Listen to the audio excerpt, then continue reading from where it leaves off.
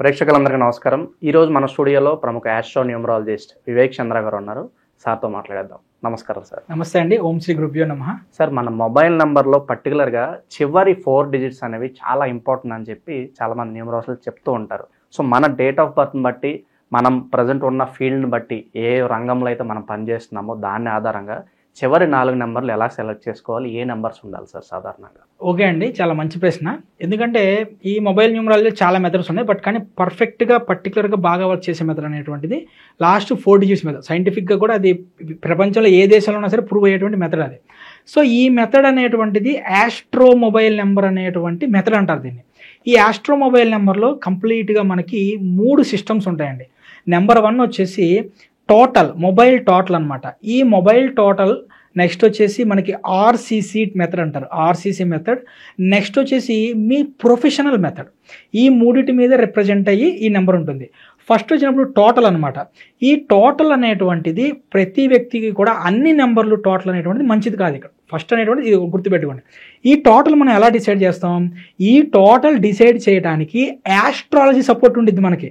ఎందుకంటే ఈ టోటల్ని bet method అంటారు, బిఈటి బెట్ మెథడ్, అంటే balancing elemental energy theory method అంటారు మనం.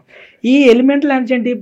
మన ప్రపంచంలో ప్రతి ఒక్కళ్ళకి తెలిసింది ఏంటంటే పంచధాతువులతో, అంటే పంచతత్వాలతో ఈ ప్రపంచం అనేటువంటిది ఏర్పడి ఉంటుంది. ప్రతి వ్యక్తి కూడా పంచతత్వాలతోనే నిండి ఉంటుంది.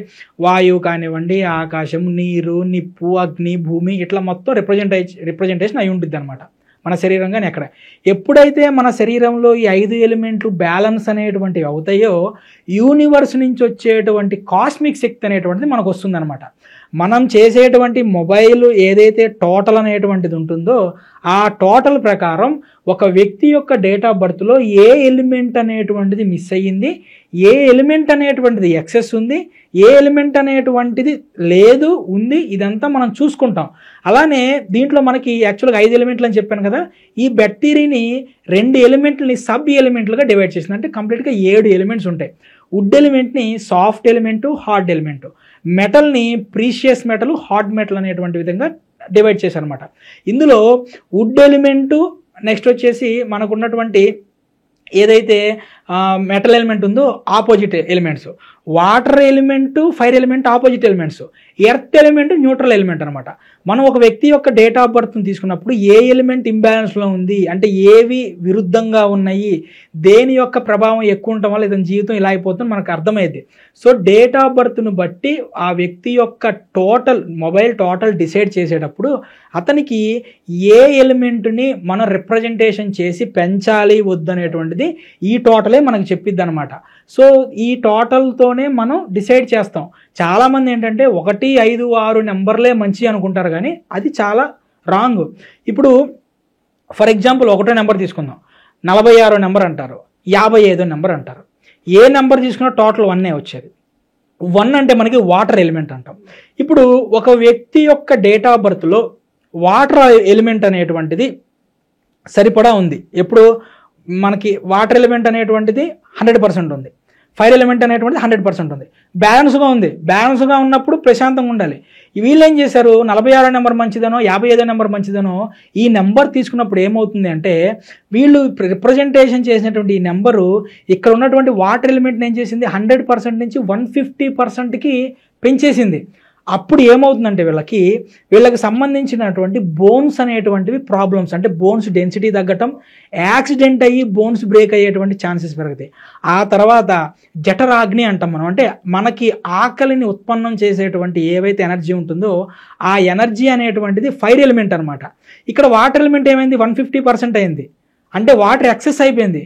దీనివల్ల ఏమవుతుంది? ఆ వ్యక్తులకి ఆకలి అనేటువంటిది తగ్గిపోయిద్ది. ఆకలి తగ్గిపోవడం వల్ల ఏమవుతుందండి? గ్యాస్ ప్రాబ్లమ్స్, మలబద్ధకం, ఇవన్నీ కూడా వస్తాయన్నమాట. అంటే ఒక వ్యక్తి యొక్క జీవితంలో హెల్త్ పరంగా దీని పరంగా టోటల్ డిసైడ్ చేసిద్ది, కానీ మొబైల్లో ఉండేటువంటి నెంబర్లు డిసైడ్ చేయవు. ఇంతవరకు అయిందిగా, ఎలిమెంట్లు ఇంబ్యాలెన్స్ అయినాయిగా. ఇది ఇక్కడతో ఆగదు. ఈ 1వ నెంబర్ వాటర్ ఎలిమెంట్ ఏదైతే ఉందో ఇది సూర్య భగవానుడికి రిప్రజెంటేషన్. ఇప్పుడు ఏమైంది? సూర్య భగవానుడు ఉన్నటువంటి 12 హౌసెస్లో ఏ హౌస్లో ఉన్నాడో ఆ హౌస్ యొక్క ఎనర్జీ అనేటువంటిది ఎన్హాన్స్ అవ్వడం మొదలైద్ది. సూర్యుడు మీకు నెగిటివ్ హౌస్లో ఉండి సూర్యుడు మీకు నెగిటివ్లో ఉన్న సూర్యుడు మీకు వక్ర దృష్టితో చూడటం కానివ్వండి, సూర్యుడు మీకు రాంగ్ ప్లేస్మెంట్లో ఉండటం కానీ జరిగిందనుకో, 46 కానీ 55 కానీ టోటల్ మొబైల్ నెంబర్ తీసుకున్న తర్వాత మీకు జీవితంలో ఏవైతే జరగకూడదో ఆ హౌస్ను బట్టి మొత్తం నెగిటివ్ జరుగుతూ ఉంటాయి.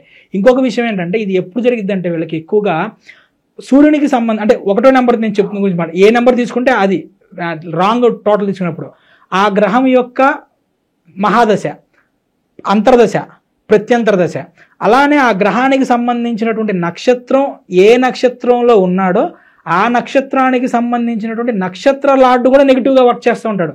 సో ఒక మొబైల్ టోటల్ అనేటువంటిది డిసైడ్ చేయాలంటే ఇంత బ్యాక్గ్రౌండ్ వర్క్ డిసైడ్ చేస్తాం. ఖచ్చితంగా మనం ఆస్ట్రాలజీ సపోర్ట్ తీసుకోవాలి.